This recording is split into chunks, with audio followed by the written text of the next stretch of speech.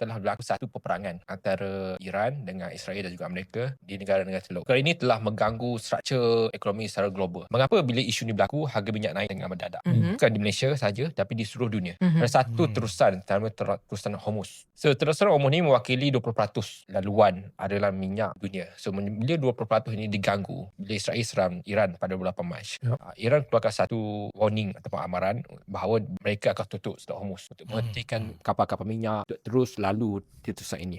So, bila terusan ini kita sebut sebagai ditutup, menyebabkan gangguan rataian minyak dan gas dunia terganggu. Sebab macam saya kata awal tadi, dia mewakili 20% jumlah minyak dan juga gas dunia. Dan itu perkara penting tahu. Bila rataian berlaku, minyak yang ditempah 2 bulan lepas tak sampai ke satu negara, menyebabkan bekalan yang sedia ada kurang. Menyebabkan bila kurang, menyebabkan perlu naikkan harga minyak untuk mengurangkan permintaan. Itu cara mengawal ekonomi dan mengawal kita sebut supply chain minyak ini di negara masing-masing. So, poster ini menunjukkan ranking harga minyak di negara ASEAN. Antara minyak yang paling mahal sudah pasti Singapura lah. Harga minyak yang paling murah, yang lebih murah pada kita adalah Brunei. Semua negara, termasuk negara jiran kita, melalui kenaikan harga minyak secara signifikan lah kepada negara masing-masing. Dan ini mengganggu sektor masing-masing. Dan macam kita sedar, sebelum ni ada satu senator daripada Filipina keluarkan satu statement yang sangat tak patut lah. Yang kata kita perlu ambil alih Sabah untuk pastikan bekalan minyak kita mencukupi. Dan itu menunjukkan satu mesej jelas bahawa tekanan di negara jiran kita sangat teruk.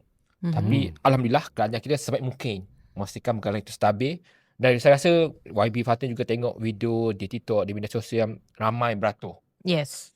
Di Filipina, di Thailand. Ada sesiapa yang nak pergi kerja pun kena jalan kaki je. Yes, betul. Dan itu yang berlaku. Dan kita boleh lihat, walaupun benda ni saya lihat perbincangan saya ke arah yang lebih santai, balik raya tahun ni penuh. Itu membezakan. Saya cuba nak membezakan bahawa di saat negara lain perlu beratur isi minyak, dan kita stabil. Ini satu poster yang dikeluarkan oleh Petronas hari ini. Banyak soalan timbul lah. Kalau kita ni negara peluang minyak, kenapa kita masih perlukan minyak daripada Selat Hormuz atau negara lain? Kita faham 48% adalah hasil daripada domestik. Maksud kita boleh keluarkan.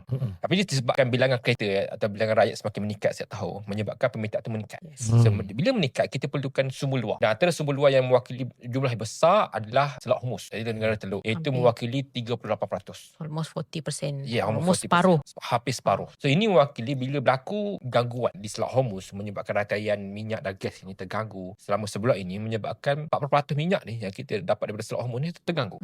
Dan ini menyebabkan rataian minyak dan gas kita juga terganggu. Tapi kajian cuba untuk seimbangkan supaya majoriti rakyat tak terganggu dengan memastikan kita sebut budi notify terus stabil, budi desa terus diberikan.